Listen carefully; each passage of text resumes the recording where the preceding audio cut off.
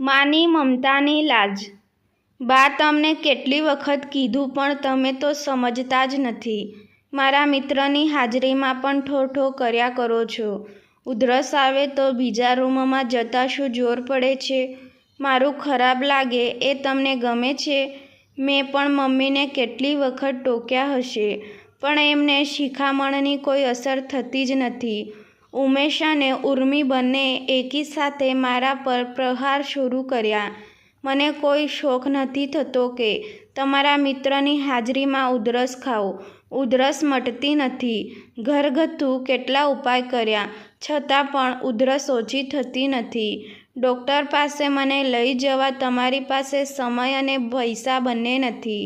મેં તમને બધું આપી દીધું. એ ભૂલ મને આજ સમજાણી. દીકરો જન્મ્યા બાદ 6 મહિનામાં ઉમેશના પપ્પા આ દુનિયામાંથી જતા રહ્યા. 24 વર્ષની નાની વયે વિધવા બની. હું એક પ્રાથમિક સ્કૂલમાં શિક્ષિકા હતી. બહુ પગાર પણ નહોતો. બીજા લગ્ન કરીશ તો મારા પુત્રને સ્ટેપ ફાધર પિતાનો પ્રેમ આપી શકશે કે કેમ?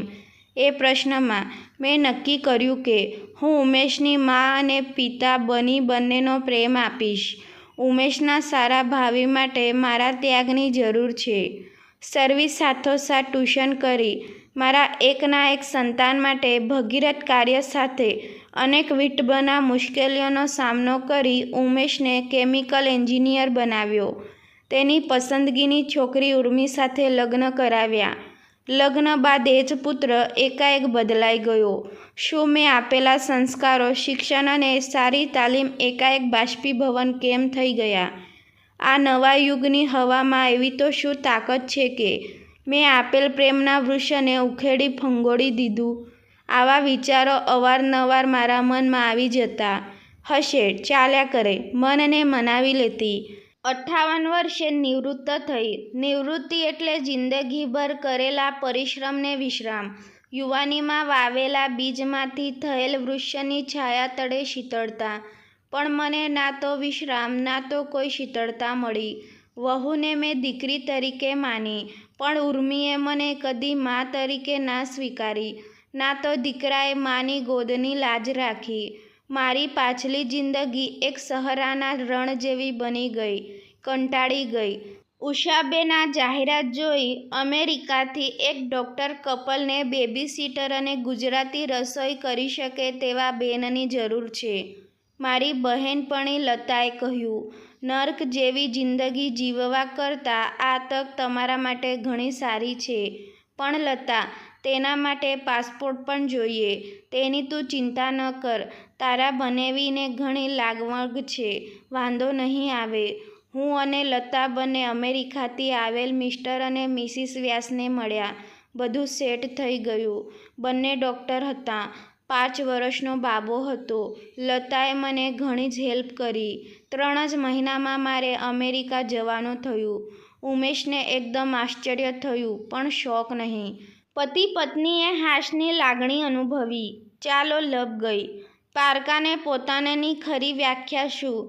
મારે માટે પોતાના હતા એ પારકા બની ગયા, અને જેને લોકો પારકા ગણે છે તે મારા પોતાના બની ગયા. જે ફેમિલીએ રહેવા, ખાવા પીવા ઉપરાંત મહિને પગાર અને અઠવાડિયે એક વખત રજા. આવી મજા મને આ સંસ્કારી ફેમિલીમાં મળી. આજકાલ કરતાં અમેરિકામાં 12 વર્ષ થઈ ગયા. વ્યાસ ફેમિલીની એક મેમ્બર તરીકે રહી, નહીં કે નોકરાણી તરીકે. ઘરમાં સૌ મને બાના નામથી જ સંબોધે. સુધાબેન અને સતીશભાઈ મને મા તરીકે ગણતા. એમનો પુત્ર મનન મને દાદી તરીકે જે સન્માન આપે છે, એના આનંદ અને ઉલ્લાસથી મારો દુઃખભર્યો ભૂતકાળ ભૂલી ગઈ છું. હું 90 વર્ષની થઈ. સુધાબેને જ્યારે નવી મર્સિડીઝ કાર લીધી ત્યારે એમની લેક્સસ મને ભેટમાં આપેલી. હું રવિવારે મારી બહેનપણી કે કોઈ કાર્યક્રમમાં મૂવી જોવા મારી કાર ડ્રાઈવ કરીને જાઉં છું. નિયમિત યોગા, કસરત, હેલ્ધી ડાયેટ અને ઘરમાં ડૉક્ટરની સલાહ સૂચન. જેથી હેલ્થ પણ ઘણી સારી છે. કોઈ પણ શારીરિક પ્રોબ્લેમ નથી. ઘરમાં મારો પોતાનો રૂમ છે.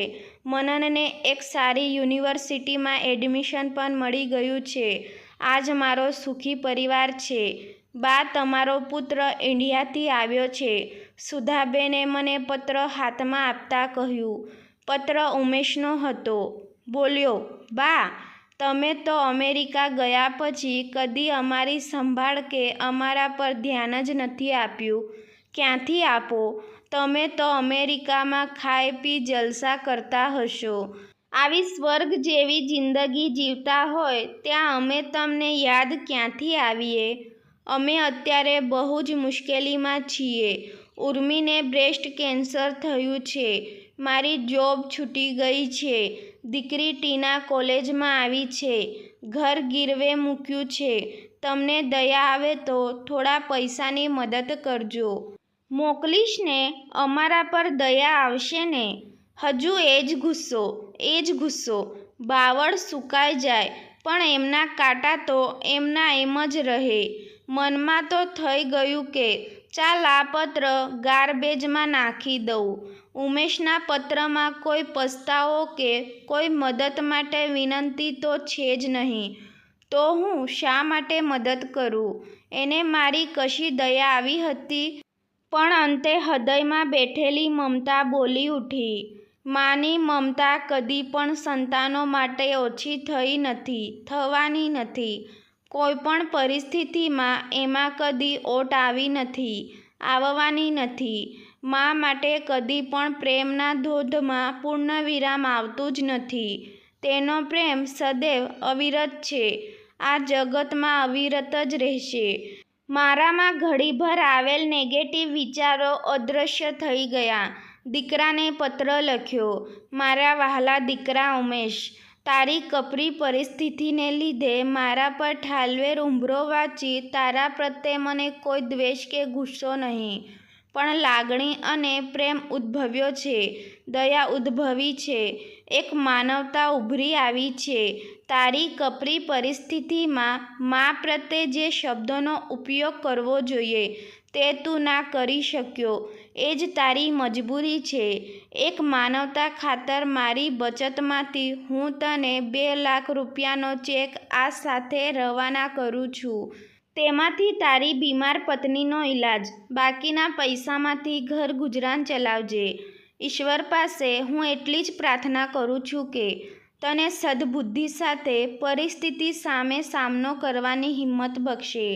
સાથોસાથ એક નમ્ર વિનંતી, જ્યારે તારી પરિસ્થિતિ સુધરે ત્યારે મારા 2 લાખ કોઈ દીકરાથી ઠુકરાયેલા દુઃખી થયેલા મા બાપને જે વૃદ્ધાશ્રમમાં રહે છે તેમાં તું આપી દેજે. આ મારી વિનંતી ધ્યાનમાં રાખી મારા ધાવણની લાજ રાખજે. સદા સુખી રહે એ જ આશીષ. દીકરાથી દાઝેલી છતાં સદૈવ શુભ ઈચ્છતી મા.